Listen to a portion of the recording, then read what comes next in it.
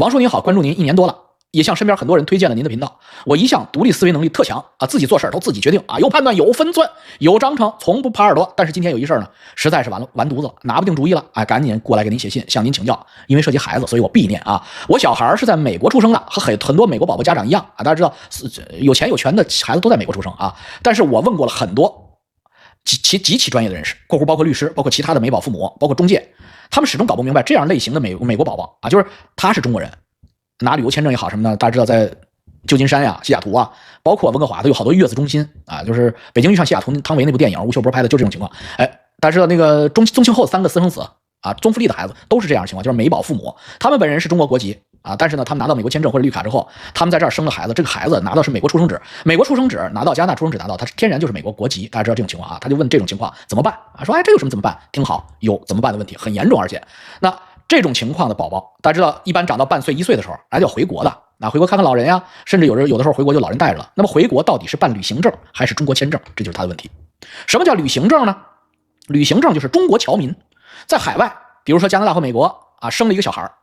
然后拿到了当地的出生纸。那按照所在出生国的这个政策，如果是美国或加拿大，他就出生就是美国或加拿大人。但是呢，他又不想放弃中国国籍，而中国又不承认双重国籍，那这个宝宝怎么办呢？这个宝宝就可以去所在地的中国领事馆或者中国大使馆去申请一张回乡证啊，就是中国公民没有护照的中国公民啊，你回国怎么办？就是这个叫回乡证，又叫旅行证啊，回国旅行证。那这是我孩子不放弃，我还是当中国人，我虽然能当美国人，但是我还是要当中国人啊，就办旅行证，拿着旅行证可以顺利的上飞机入中国海关，北京海关，拿着旅行证和出生纸在中国可以上户口，就成了一个正儿八经的中国人，将来就是中国人，上中国户口了，拿出北京，比如说你是北京人的话，就是父母都是北京人，那就是啊北京户口，然后是护照，上海人就上海户口，明白吗？还有一种情况，这是 A， 还有一种情况就是去中国大使馆办理签证。孩子拿出生纸换了美国护照以后，拿美国加拿大护照去领事馆大使馆，中国领事馆大使馆办外国人去中国的签证啊，这就是告诉中国政府我不当中国人了啊，我是外国人啊，这就是中国签证。那么旅行证回国以后办了北京户口，办了北京护照，那说老王那不还有个美国护照，中国不承认啊，孩子长到18岁，孩子自己决定是当哪国人，这是中国给的政策啊，也就是说18岁以下的中国公民是可以双重国籍。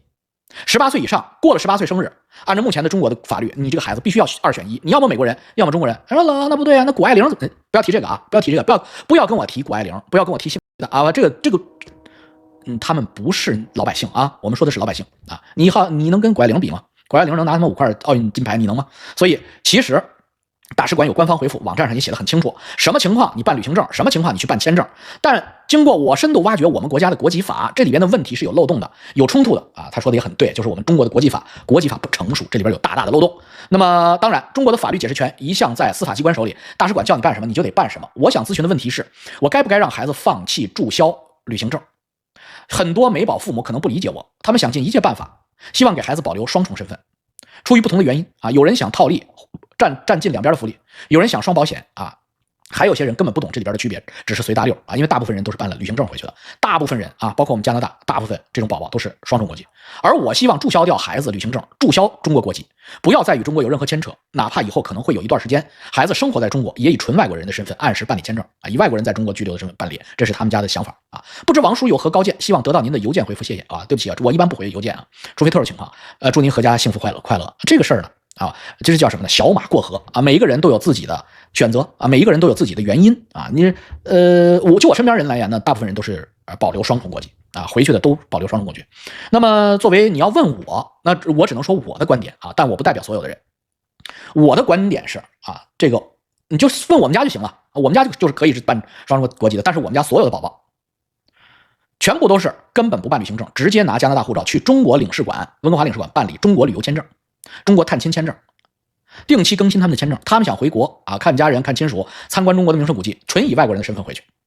所以10000个解释都不如自己现身说法。就我们家为什么这么干？说为什么不要着我们家是北京户口啊？为什么不要着北京户口？北京户口这么值钱，老王为什么说扔就全扔了？我告诉你啊，这个世界上没有2头占的便宜啊，没有2头都能占的空子。职业钻空子叫职业钻空吃，本身也是一种职业的。啊，你要是真的想把美国、中国两边东西都占好，那你得是职业钻空吃。就你们家基本上有一个人啊，不上班，只研究这些东西，什么国籍法呀、什么福利啊、什么税务啊。将来中国越来越发达，将来中国越来越西方化，他要收什么海外征税，你最后就变成一个职业钻空吃。最后的结果你会发现他妈的就你最傻。那你要是做业余钻空吃，就跟着随大溜，我告诉你没有一个好下场。我身边就就有天龙人的后代，现在妈妈回不来。什么意思呢？就是孩子呢没问题啊，他当然是加拿大出生、美国出生，拿到蓝本护照，然后办了回乡证啊，藏着蓝本护照办了回乡证，就是旅行证，回中国又上了户口，办了中国的户口。然后呢，现在呢孩子长大了，想回来上学了啊，要回来上中学了。然后母亲呢、父亲呢就想陪读，当年都是有10年期旅游签证的，现在加拿大旅游签证不给他批，然后去申请美签，美签也不给批，因为中美关系、中加关系不好，人也不说过也不说不过，就给你放那儿了，就给扔到那儿了。那结果他就惨了，孩子没问题可以回来，那你说一个7、8岁的孩子自己回来上学，谁放心啊？没有父亲母亲跟着陪读，谁放心？那陪读你拿不到签证，这就是你钻不进去空子啊！所以呢，你要问我的建议啊，我同意你的观点，就是不要钻空子。这个世界甘蔗没有两头甜啊，不要做那个职业钻空师啊，就是你扪心自问，你想让孩子当中国人还是加拿大人？你想明白了，然后你就让他成为一个中国人或者加拿大人。职业钻空师之间没有想到的一个事儿，就是这孩子最后自己定不了位。就你他妈给孩子拿了双重国籍，想让人家当美国人或者加拿大人，然后你又从小给上了北京户口，然后在北京长大，这样的孩子长大的没有一个能，虽然他们是蓝本护照，没有一个最后能找到自我。我看这些孩子最后就全回国了。哎，本来想挺好的，将来孩子长大了，在这边上大学多好